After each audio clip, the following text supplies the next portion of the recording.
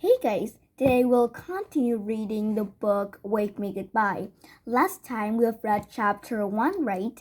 And it was all about Shirley, a girl Shirley and her mom, and she just know that she has to be evacuated because London has a war. And in chapter 2, we'll find out about Shirley going to the train station and what happened there. So let's get started straight away. Chapter 2. The bus did take ages. It crawled along, stuck in thick traffic. So when we got near the station, Mom made us get out and walk.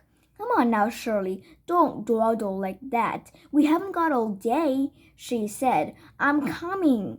I stumbled along with a suitcase, banging against my knees. My right arm felt as if it was stretching like plasticine.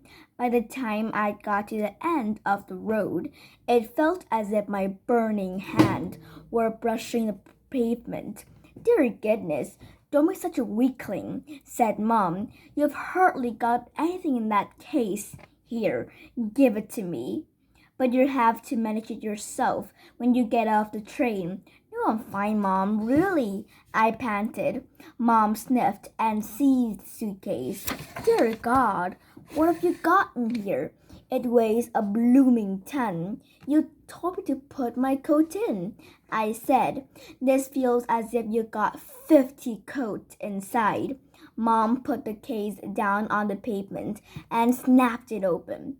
I wish I would hidden all the books under my clothes. I can't believe it, she exclaimed. You naughty, naughty girl. 3 books, I said, and you're only meant to be taking one. Oh, Shirley, why do you always let me down? I want them all, I said. I need them, Mom. Well, look, we haven't got time here to stand arguing. Mom snapped the suitcase shut and picked it up again with a groan. You have to get one of the lady helpers to carry it for you when you get there. Where's there? I asked as we ran towards the station. I felt hemmed in all by the big gray buildings, and it was very scary when we had to dodge the cars to cross the road. I don't exactly know where they're sending you, said Mom. They won't say security, I suppose. So when you get wherever it is, you must write the address on a postcard and send it off to me.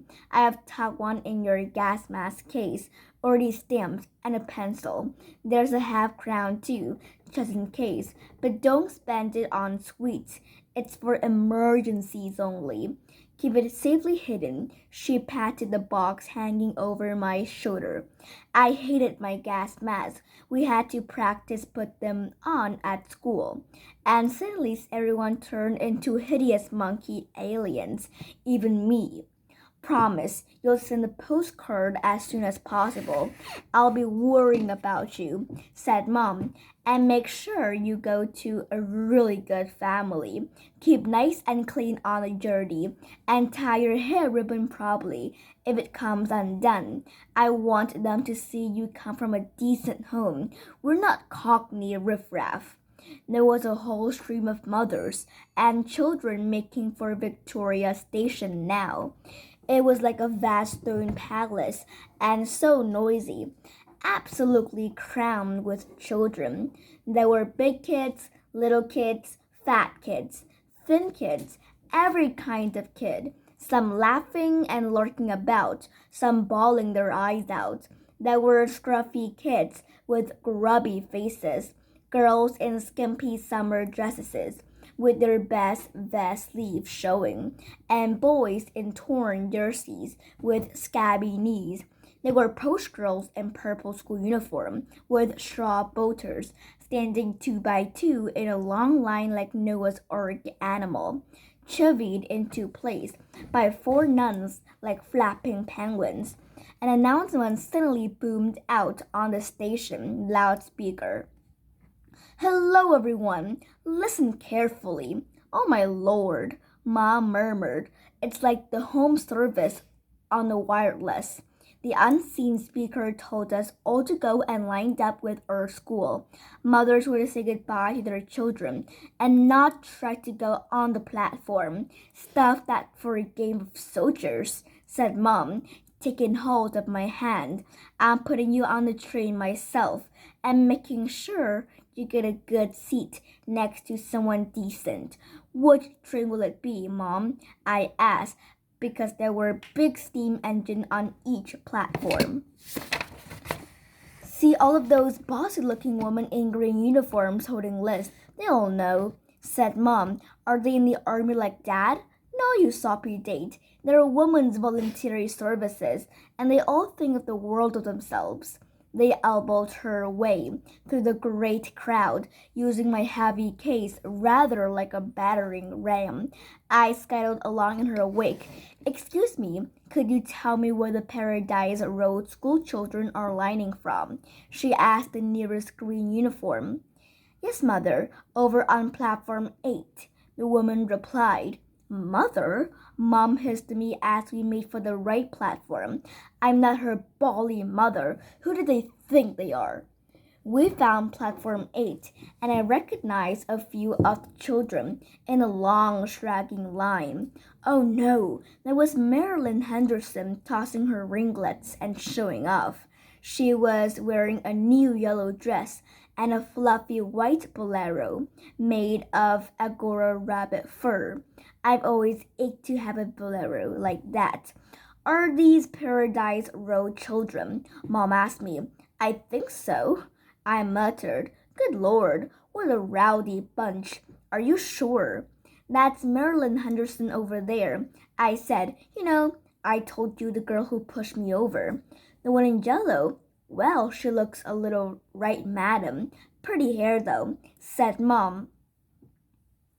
I want to sit next to her, I said. You're not going to, don't worry.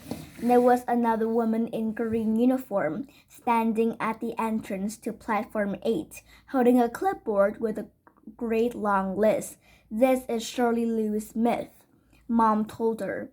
Paradise Road, said the woman, barely looking up. Yes, here we are. You'll be sitting in one of the carriages towards the end of the train, Shirley. I'm afraid you're all going to be packed like sardines. We're putting the street Agatha convent girls up at the front. She glanced up at the orderly parade of the purple's uniform, marching 2 by 2 in platform 8. Mom looked at them. Then she peered at the Paradise Road pupils. The children were hurrying about in all directions. Some of the boys bashing each other with their suitcase.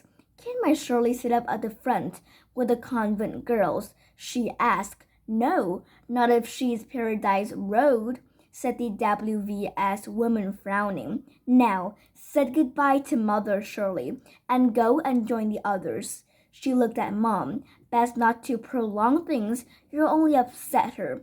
Don't worry, she'll be fine.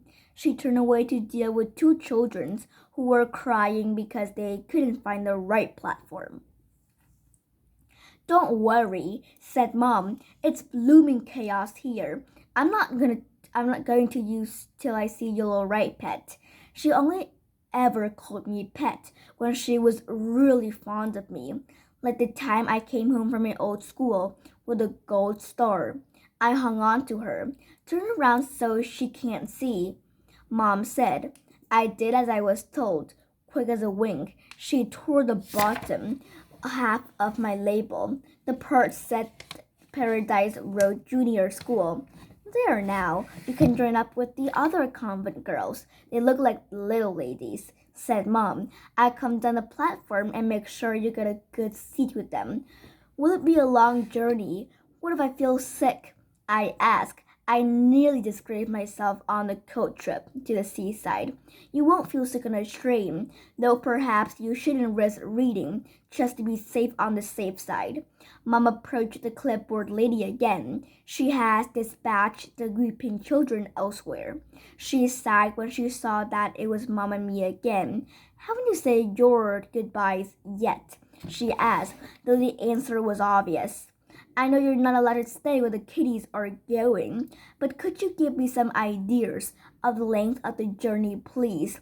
Oh, Lordy, haven't a clue, she said.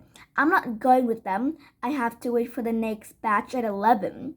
But what about their dinner? Will they be served something to eat on the train? Mom persisted. You're not expecting silver service in this first class carriage, are you? And you should have packed her some sandwiches in a flask, said the WVS lady, and then turned away to deal with a bunch of children, pretending to be trains, up and down, barging into everyone. I'm not having you going hungry, said Mom. Wait there, Shirley. Sit on your suitcase. I'll be back in 2 ticks. No, Mom, don't go, I said, but she already started running in the other direction. I started staggering after her, howling my suitcase. Hey, you, Shirley, is it? Wait there. You can't go with your mommy. She'll be getting on the train in a minute, said the lady. She took the case from me. Good Lord, what have you gotten here, Bricks? It was supposed to be one light case with a change of clothing and a toothbrush. Now, sit in that case and be a good girl. How old are you? 10. Well then, that's much too old to be a crybaby, she said. I'm not crying. I got a smut in my eye, I muttered. I sat on the case and bent my head so that she couldn't see my wet cheeks. Mom, please come back, I whispered. I sat there in a torment while children shrieked and adults shouted and train hissed all around me. Any minute now we'll be herded together and put on board. And I wouldn't even have a chance to say goodbye to Mom. At least I've been able to hug Dad and tell him I loved him and beg him to keep safe. Afterwards, he called me his little sweetheart and popped a chocolate toffee in my mouth. And although it was still desperately sad saying goodbye, at least we'll stand it properly. I wanted Timmy Ted badly, but I didn't dare get him out in case the other children saw and laughed at me for being a baby. And if bossy clipboard lady spotted all my books, I wouldn't put it past her to chunk half of them in the nearest bin. I waited with my chin on my chest so no one could see the tears dripping down my cheeks and then dribbling inside the neck of my jumper. Then the train let out 3 toots and a whole team of ladies sprang into action. Some wore the Women's Voluntary Service uniform. Some were vaguely familiar teachers from Paradise Road. I couldn't see my own teacher, Miss Grimes, a little woman with untidy gray hair and a grispery voice. I didn't really like her, but I felt sorry for her because my classmates mocked around in her lesson. Come along, boys and girls, look nippy, shouted the biggest, bulkiest lady in green uniform. Say a quick goodbye to any mothers still here, and then walk nicely along the platform. No pushing, no shoving, and no glum faces. Tell you what, let's have a little sing-song. Who knows the Lambeth Walk? Anytime you're Lambeth Way, any evening, any day, you find us all doing the Lambeth Walk. Oi! She sang it loudly, marching along, and when she did the oi at the end, she stuck her thumb in the air. The children started singing the song, linking arms and strutting along, some even forgetting to say goodbye to their Agathas, to their mother, as they headed down the platform. A couple of straight Agathas girls linked arms and started singing too, but the nuns fronted them and pulled them apart, clearly thinking it too vulgar a song for convent girls. Come on, little girl on the big suitcase. Up you get! Someone shouted at me. I sat where I was. Mom, Mom, inside my head. Shirley! My head jerked up. There she was, running wildly towards me, turning her ankle in her watcher's shoe, a paper bag in one hand, and a bottle in the other. Oh my Lord, she gasped. The cafeteria was jam-packed. I had to barge to the front of the queue, and I was particularly lynched, but I wasn't going to have you going off hungry. Look, I've got you dandelion and bird dog cordial. It's full of vitamins and it's ever so expensive. But I didn't want you drinking that fizzy pop. It's bad for you. The only sandwiches they had left were corned beef, and I know you're not over fond of it, but at least you'll fill a hole. I know you got Marlboros too, as a special treat, but mind you wipe around your mouth afterwards. You're ever such a mucky pup with chocolate. She went on gabbling instruction as we lumbered onto the platform, Mom helping held the case. Come on, madam, get the kitty on board. We're off in a tick, said a guard standing in one of the doorways. Where are all these convent girls? Mom asked. You're not sitting with that ramble. She pulled me onwards, right up towards the front of the train, and spotted a sea of purple through the window. Here, come on, Shirley, heave ho, she said, pushing me and the suitcase up the step. There was a nun in the corridor guiding her girls. Your little girl can't sit here with us. This is specially reserved. There isn't a seat to spare anyway, she said. She was obviously a lady, but she had a very neat mustache above her upper lip. I wondered if she actually shaped into that shape. I'm sure there's plenty of room if you girls all bunch up a bit, said Mom, pushing me right into the compartment. Yes, just as I thought. And my Shirley's only a tiddler. She's been brought up nicely. Quite the little lady. You girls with the plates, she can stay with you, can't she? I guess she'll between them before they could object. I clutched my bottle and paper bag dolefully, while Mom tried to heap the suitcase onto the luggage rack. It defeated her. It'll have to stay on the floor, she said. Right, come here, Shirley. She clapped to her and whispered in my ear. Be a good girl now and don't take any notice of Charlie Chaplin with a mustache. We both giggled hysterically and then gasped when the train gave a little jerk. Oh, Lordy, I have to make a dash for it, said Mom, and ran out of the carriage without even kissing me goodbye. I stared after her, thinking I should make a dash for it myself. I see the suitcase, but it was very heavy. I couldn't edge it past all the girls' knee. Watch out, you just bashed me with that blessed suitcase, one of them protested. Sorry, I just need to go, I said frantically, but I was stuck. The train gathered speed. I decided to abandon the suitcase and Timmy, Ted, and all my precious book. I barged past them and flew to the door in the passageway, but the train was already going too fast. I undid the leather strap, clawed the window, got it open, and leaned out. I saw Mom far away down the platform. I waved widely at her. She waved back and blew me kisses while I yelled, Love you, Mom. Then someone hooked me away from the window, shut it fast, and strapped it in place again. There now, don't want you falling out, you silly Billy.